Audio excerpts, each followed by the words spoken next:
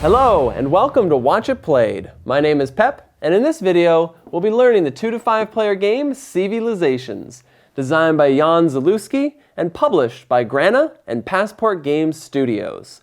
The world is at your fingertips, and all that stands in the way are the other players at the table. As you progress through the ages, working together with some of your opponents may help to speed you along. But if too many leaders share the same goals, you all may fail. So, join me at the table and let's learn how to play. To set up, first place the game board in the center of the table. Then, fill each of the 3 circles with the matching types of resources: food, wood, and stone. Now, place the crown token on the first edge of this track, with these happiness and multiplier tokens nearby. Separate these idea cards into 2 decks based on their backs, shuffling and placing them onto the matching spots here. Then draw 4 cards from the upper deck and place them face up into these spaces on the board, known as the idea track. These double-sided cards show turn order as well as what each of the symbols represents, so set them nearby for easy reference. Each player now takes one of these decks of 8 order cards, along with 1 of each type of resource. We'll be setting up for a 3-player game, so I'll return the unused decks to the box. The player who most recently held a tool becomes first player and takes the leader helm. And that's the setup. In CVlizations, players will select and execute orders, gaining rewards based on how many leaders chose the same order. You'll then grow your civilization in an attempt to have the happiest population. The game is played over a series of rounds, divided into 4 phases each, starting with the order phase. Each player's deck is made up of the exact same orders. The player with the leader helm selects 2 from their hand, placing one face up on the table and the other face down. The leader to the left does the same, continuing in clockwise order until all players have played 2 order cards.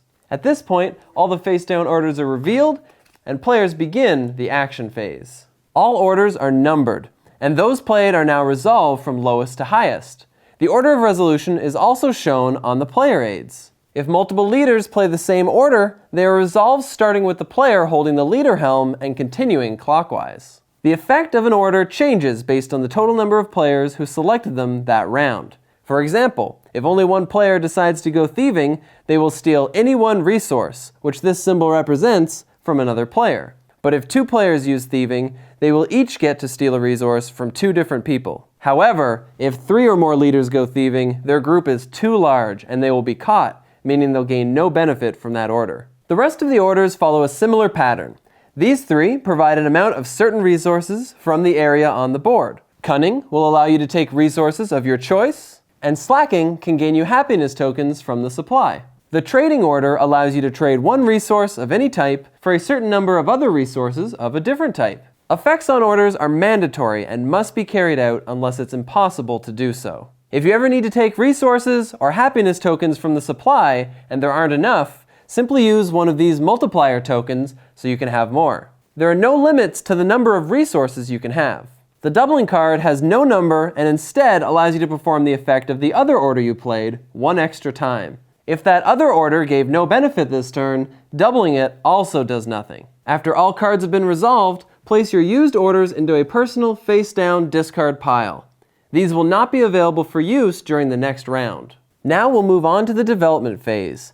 Starting again with the first player and continuing in clockwise order, players can choose to buy a single idea card available on the track by spending the required number of resources shown here. If you can't afford any of the ideas, you'll be forced to pass and won't be able to purchase something this round. Ideas which you've bought are placed in front of you and may provide an ongoing effect as well as a number of happiness points at the end of the game. Some also show a question mark symbol, which indicates their effect may provide additional happiness beyond the shown amount. When an idea is taken, a new card from the current age deck will immediately replace it on the idea track. During the first 2 ages, you'll be drawing from the upper deck. Once all players have had their chance to purchase an idea, they simultaneously complete the cleanup phase. First, the player with the leader helm passes it to the left. Then, if players still have 4 or more orders in hand, the cleanup phase is over. If, however, players now have only 2 order cards left in hand, the current age ends, you advance the crown token to the next space, and collect all discarded order cards back into your hands.